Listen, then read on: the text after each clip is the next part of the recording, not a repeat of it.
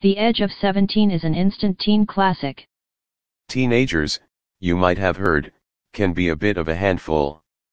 Feed them into the Hollywood movie machine, though, and their problems usually get solved. Broken friendships are healed, potential romances are consummated, important life lessons are learned. But the director Kelly Fremon Craig's debut film The Age of 17 feints away from every adolescent cliché to create something far more wholly realized. The result is a story of young adulthood that isn't afraid to be abrasive and emotionally confusing, while also making space for rare instances of vulnerability and tenderness.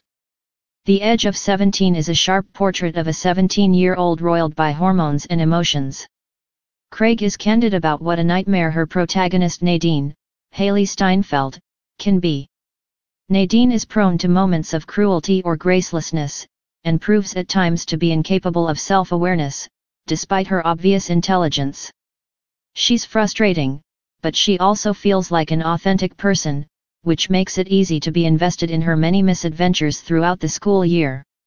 As an R-rated, small-budget dramedy, the movie might get buried in cinemas by a slew of Thanksgiving blockbusters, but it seems destined for a long shelf life as a young adult classic.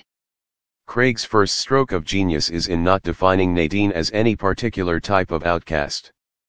She's just a little too acerbic to fit in, but she's also clearly uninterested in modulating her personality to blend into the background. Nadine has a bit of a dark edge, partly because her father, Eric Keenlyside, died a few years earlier, but, she notes, that trauma seemingly drove her jock brother Darian, Blake Jenner, to become even more popular. Nadine's best friend Krista, Haley Lou Richardson, a more normal classmate, helps keep her afloat, but that uneasy peace implodes when Krista and Darian begin dating at the start of the film. From there on, The Age of 17 is a delightful mix of foul-mouthed and grumpy comedy, small-scale self-destructiveness, and tentative romance. Nadine cuts off her relationship with Krista, and the psychic scars begin to show, as she forges a new friendship with Erwin, Hayden Zetto, a rich Asian boy at her school who has his own credible disaffections. The film doesn't have any wild dramatic twists or moments of terrible danger. Instead, it tries to put the viewer firmly into Nadine's discombobulated headspace and have them sympathize every time she lashes out, not because she's in the right, but because most people felt the same at some point in their youth. Steinfeld helps Craig's wonderful script along by giving a superb lead performance, one that finally delivers on the tremendous promise she showed in her Oscar-nominated turn in the Coen Brothers' True Grit, 2010.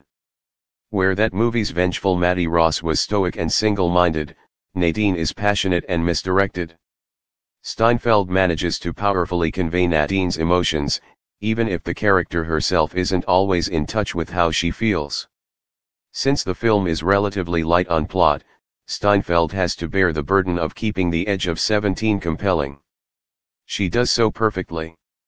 The supporting cast certainly helps. Jenner, who played a more charming doofus in Everybody Wants Some, this year, is perfectly inscrutable as Nadine's older brother, who's frustrated with his sister's mood swings. Woody Harrelson, handed the supreme cliché role of cliché roles, as the wise teacher Mr. Brunner, is a hilariously mean foil for Nadine as an educator whose compassion has been chipped away at by years of experience in the public school system.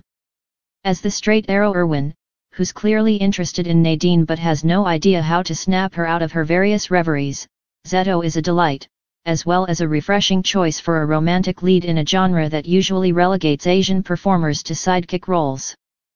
But The Age of 17 begins and ends with Nadine, the kind of character you might wish you could pull off the screen just to shake some sense into her.